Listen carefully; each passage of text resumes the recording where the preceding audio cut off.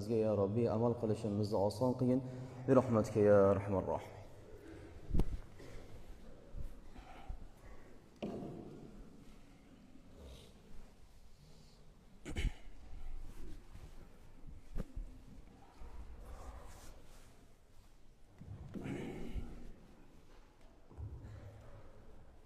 Bismillahirrahmanirrahim. Alhamdulillahi rabbil alamin. Wassalatu wassalamu ala nabiyyina Muhammad wa ala alihi wa ahli baytihi wa ashabihi ajma'in. Subhanaka la ilma lana illa ma 'allamtana innaka antal alimul hakim. Allahumma 'allimna ma yanfa'una wanfa'na bima 'allamtana wa zidna 'ilma. Summa amma ba'd. Assalomu alaykum va rahmatullohi va barakatuh. Muhtaram aziz jamoatul muslimin.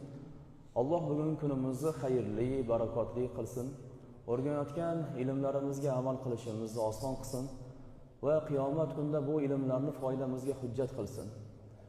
Alloh taolo hammamizni yer yuzida yaratdi. Allohning buyrug'i unga ibodat qilishimiz. Buni ko'p suralarda tafsirini o'rgandik, ilmini o'rgandik. Demak, Alloh bizni bekordan bekorga yaratmagan, maqsad bilan yaratgan. Inson yer yuzida yuradi, Allohga ibodat qiladi. Har bitta ishda Alloh azza va jallaning buyrug'iga muvofiq harakat qiladi. Endi mana shu buyruqlarni shunchaki o'zini bir fikriga tayanib bajaradimi yoki bo'lmasa unga ko'rsatma bormi? Alloh taolo bizga taqvo degan eng katta buyruq berib qo'ygan. Taqvo qilasiz deydi. Xoh u ibodatda bo'lsin, xoh muomalatda bo'lsin, xoh muosharotda bo'lsin. Insonlar bilan oldi berdi, oilaviy munosabatlar, ko'cha-kuyda, masjidda, mahalla kuyda, qo'shnilar bilan, qarindoshlar bilan, Alloh bilan jamiki so'zlashuv, ibodat nima bo'lishidan qat'iy nazar banda taqvoni o'ziga lozim tutish kerak bo'ladi. Men ibodat qilyapman-ku, taqvo shart emas deb bo'lmaydi. Har bitta narsani negizida taqvo turish kerak. Qisqa qilib aytganda, bugungi suhbatimiz taqvo haqida. Taqvo shunday bir narsaki, Allohdan qo'rqish. Jamiki hikmatlarning boshi Allohdan qo'rqish bo'ladi.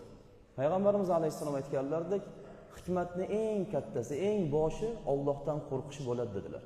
Agar bir inson Allohdan qo'rqmasa-da, men hikmatliman desa, u inson hikmatli hisoblanmaydi. Chunki taqvo insonning hikmati hisoblanadi. Kim ko'p Allohdan qo'rqsa, kim ko'p Allohdan taqvo qilsa, o'sha odam hakim bo'ladi. O'sha odam hikmatli bo'ladi. Va Alloh azza va jalla unga juda ko'p ilm, hikmatlarni beradi va ibodatda lazzatni ham berib qo'yadi. Demak, biz holi hayotimizda jamiki amallarni taqvo bilan boshqarishimiz kerak. Agar taqvo bizda bo'lsa, hamma ish oson bo'ladi va Alloh taoloning huzurida qabul bo'lishi ham yaxshi bo'ladi.